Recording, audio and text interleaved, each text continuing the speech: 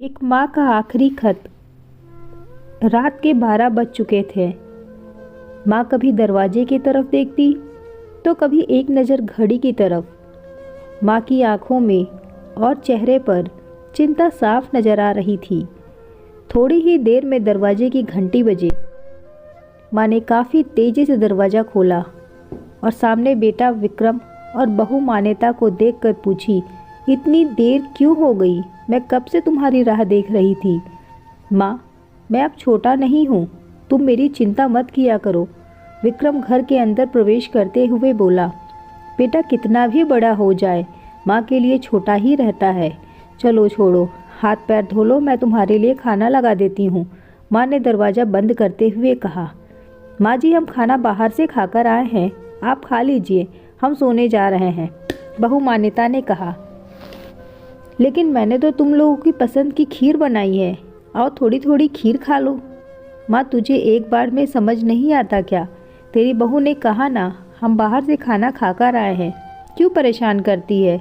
जा तू खीर खा ले और सो जा, और हमें भी शांति से सोने दे। माँ अकेले कैसे खीर खा सकती थी और उसे बिना खाए नींद कैसे आ सकती थी? क्योंकि बेटे के इंतज़ार में उसने कुछ भी नहीं खाया था।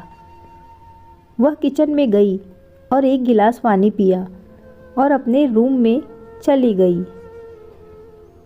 सुबह 10 बजे विक्रम की आंखें खुली।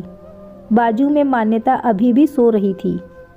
विक्रम हॉल में आया तो लैपटॉप के पास रखी हुई एक चिट्ठी पर उसकी नज़र पड़ी। यह चिट्ठी किसकी हो सकती है? यह देखने के लिए उसने चिट्ठी खोलकर पढ़ना भी शुरू कर दिया। मेरे लाल,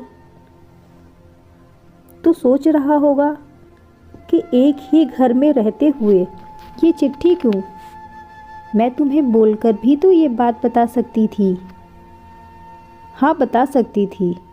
अगर तू मेरी बातें सुनना चाहता तो किसी एक्सप्रेस गाड़ी की तरह तू आता है और कुछ ही पलों में निकल जाता है। खैर, वो सब जाने दो। कल तुम्हारा जन्मदिन था, इसीलिए मैंने खीर बनाई थी। सोचा कम से कम आज के दिन साथ बैठकर खाना खाएंगे। मगर मैं यह बात भूल गई कि मेरा बेटा बड़ा हो चुका है। वो तो दोस्तों के साथ पार्टी करके खाना खाकर आया। चलो, मुझे इस बात की खुशी ही हुई। मेरी दवाइयाँ ख़त्म हो गई है। मैंने कुछ दिन पहले तुझे दवाई की एक चिट्ठी दी थी। अगर वक्त मिले तो वह दवाई मुझे लाकर देना, मुझे थोड़ी राहत हो जाएगी। विक्रम को याद आया कि 4-5 दिन पहले माँ ने एक दवाई की चिट्ठी दी थी। उसने अपने ऑफिस के बैग में जाकर उस चिट्ठी को तलाशा और उसे खोलकर देखा। उसमें लिखा था, मुझे ऐसी दवाई लाकर दो जिससे मैं अपने बेटे को भुला सकूं। विक्रम को रियलाइज़ हुआ कि मुझसे बहुत बड़ी गलती हो गई है। उसकी आंखें नम हो गई। वह तुरंत अपनी माँ के कमरे की तरफ दौड़ा। सबसे पहले उठ जाने वाली माँ आज क्यों नहीं उठी थी? देखकर उसे आश्चर्य हुआ। उसने माँ को उठाने की काफ़ी कोशिश की, लेकिन माँ एक गहरी नींद में सो चुकी थी। विक्रम के पास फूट फूट कर रोने के अलावा कोई और चारा नहीं बचा था।